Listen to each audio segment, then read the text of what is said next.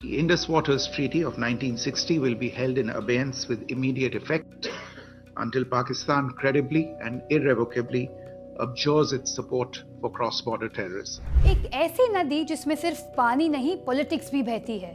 One treaty that has survived 4 wars between India and Pakistan and years of cross-border terrorism, but failed to survive this moment. I think you all guessed it right.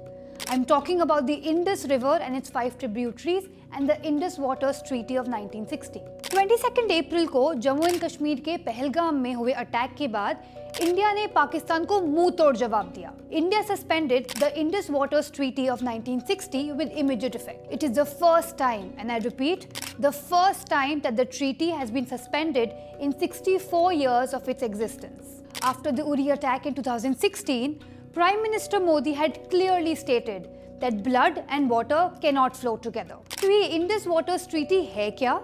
इसे suspend करने से India को क्या फायदा होगा और पाकिस्तान को क्या नुकसान झेलना पड़ेगा? Let's break it all down. What is the Indus Waters Treaty of 1960?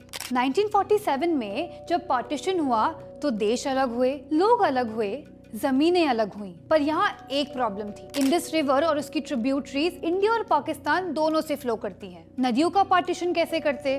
वो तो अपनी राह खुद चुनती है. Then finally, after 9 years of intense negotiations between India and Pakistan, Indus Waters Treaty was signed on 19th April 1960 in Karachi between then Prime Minister Jawaharlal Nehru and then Pakistani President Ayub Khan.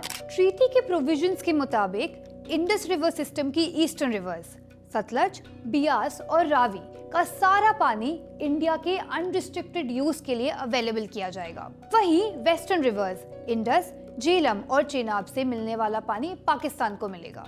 लेकिन India western rivers को non consumptive purposes के लिए use कर सकती है, जैसे hydro electricity generation, जहां water का फ्लो ना ब्लॉक होता है ना ही डाइवर्ट.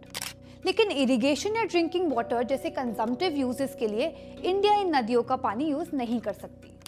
अब ट्रीटी को सस्पेंड करने से इंडिया का क्या फायदा हुआ?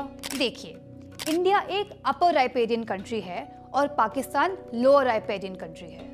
मतलब जब इंडस और उसकी सारी ट्रिब्यूटरीज फ्लो करती हैं तो पहले इंडिया से फ्लो करती हैं और फिर नीचे पाकिस्तान से. मतलब अगर इंडिया चाहे तो डैम्स और वाटर स्टोरेज फैसिलिटीज बनाकर वाटर फ्लो को रोक सकती हैं, डाइवर्ट कर सकती हैं या सडनली वाटर रिलीज करके पाकिस्तान में बाढ़ ला सकती है. पर ये सब चीजें ट्रीटी टर्म्स के अकॉर्डिंग अलाउड नहीं. पर अब जब इंडिया ने इंडस वाटर्स ट्रीटी को सस्पेंड कर दिया है तो इंडिया के पास बहुत ऑप्शंस खुल गए हैं.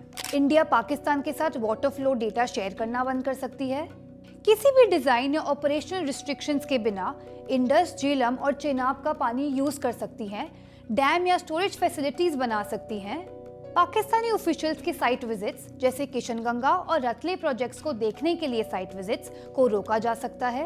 रेजर्वॉयर फ्लशिंग जैसे स्टेप्स से इन रिवर्स पर कंस्ट्रक्टेड रेजर्वॉयर्स की डीसिल्टिंग की जा सकती है, यानी जमा हुए सेडिमेंट्स को हटाया जा सकता है. ट्रीटी के तहत फ्लशिंग के बाद फिलिंग सिर्फ अगस्त यानी पीक मॉनसून सीजन में हो सकती है. लेकिन अगर ट्रीटी सस्पेंड हो गई तो फिलिंग किसी भी वक्त की जा सकती है, even during Pakistan's sowing season, which could severely affect irrigation in Punjab.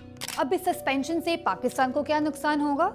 Under this treaty, Pakistan got control over 80% of the Indus River system, while India was left with just 20%. Indus River system Pakistan की GDP को लगभग 25% support करता है. पाकिस्तान की economy पहले ही दबाव में है.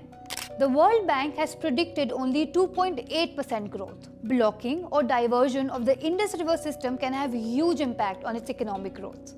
पाकिस्तान की एग्रीकल्चरल इकोनॉमी पूरी तरह से इन नदियों पर डिपेंडेंट है. Around 93% of Indus waters are used for irrigation by Pakistan for crops like wheat, rice, sugarcane and cotton. अगर इन नदियों का फ्लो कम हुआ तो फूड सिक्योरिटी पर खतरा पड़ सकता है. कराची, लाहौर, मुल्तान जैसे बड़े शहर भी इन रिवर्स पर डिपेंडेंट है. Any disruption in the water supply can cause severe scarcity in urban areas, leading to public unrest. Not just this, Tarbela और मंगला जैसे बड़े हाइड्रो पावर प्लांट्स भी इन्हीं नदियों से चलते हैं. If river flow stops or reduces, power generation could halt and can impact both industries and households. तो क्या ट्रीटी के सस्पेंशन से पाकिस्तान पर इमीडिएट इम्पैक्ट आ सकता है? According to experts, it will not have any immediate impact on the water flow to Pakistan because India currently lacks the infrastructure to block or divert the rivers instantly. लेकिन दो major hydroelectric power projects under construction में हैं, the Ratle project on river Chenab and the Kishangangai project on river Jhelum. जब ये तैयार होंगे तो India के पास ज्यादा कंट्रोल होगा. इंफ्रास्ट्रक्चर भले ही अभी पूरा ना हो, but the psychological impact on Pakistan is massive. लोग इसे वाटर डेप्रिवेशन या पानी की कमी के रूप में देख सकते हैं. एक स्ट्रॉन्ग मैसेज पाकिस्तान को दे दिया गया है. इंडिया हाथ पे हाथ रखकर बैठी नहीं रहेगी. ईंट का जवाब अब पत्थर से मिलेगा. Just as India struck back after the 2016 Uri attack and 2019 Pulwama attack, this time when innocent civilians and tourists have been targeted, India's response will be even more resolute. In the words of Prime Minister Narendra Modi, those behind the Pahalgam terror attack and those part of the conspiracy will be punished beyond their imagination.